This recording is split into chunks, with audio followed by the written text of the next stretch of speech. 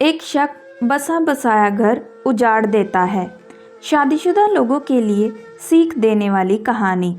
एक पति अपने पत्नी से बहुत प्यार करता है। दोनों की लव मैरिज हुई होती है। दोनों के परिवार वाले इस शादी के खिलाफ होते हैं। दोनों ने उनकी इजाज़त के बिना शादी की होती है।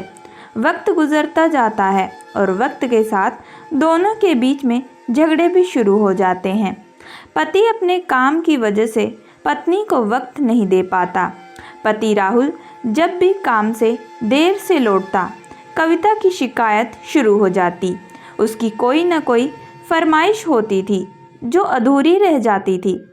कविता को शक करने की बहुत बुरी आदत थी, जिसकी वजह से उन दोनों के बीच में झगड़े कम ही नहीं हो रहे थे। राहुल बेचारा दिन भर मेहनत करके इतना कमाने में लगा था कि किराए के मकान और घर का खर्चा अच्छे से निकाल सके, पर कविता तो समझने को तैयार ही ना थी। एक दिन वो घर जल्दी आता है, तब भी कविता उससे झगड़ा करती है। उसको जाने क्या क्या सुना देती है। गुस्से में राहुल घर से निकल जाता है और अपने एक दोस्त के घर चला जाता है। कविता को बहुत चिंता होने लगती है। रात के 12 बज जाते हैं और राहुल का कुछ अता पता नहीं रहता। इतने में घर के दरवाजे की घंटी बजती है और वह दौड़कर दरवाज़ा खोलती है। कविता को दरवाजे पर राहुल नहीं, पुलिस वाले दिखाई देते हैं। उनके हाथ में राहुल का कोट होता है और वह बताते हैं कि राहुल का एक्सीडेंट हो गया है और आपको हमारे साथ पहचान करने के लिए चलना होगा। कविता का रोना पीटना चालू हो जाता है। वो अपने आप को दोष देने लगती है। अपनी गलतियां उसको नज़र आने लगती है और मन ही मन वो अपनी हर भूल की माफ़ी मांगती है।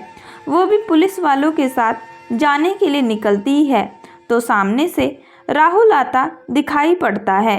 वो भागकर उसके गले लग जाती है और उससे माफ़ी मांगती है। उसका रोना बंद ही नहीं हो रहा होता। जब पुलिस वाले राहुल से कोट के बारे में पूछती है तो वह बताता है, एक चोर उसका कोट लेकर भाग गया था। शायद उसका ही एक्सीडेंट हो गया होगा और कोट में ही मेरा आधार कार्ड रह गया था। इस हादसे के बाद कविता कभी राहुल से झगड़ा नहीं करती, कभी शक नहीं करती और प्यार से रहने लगती है।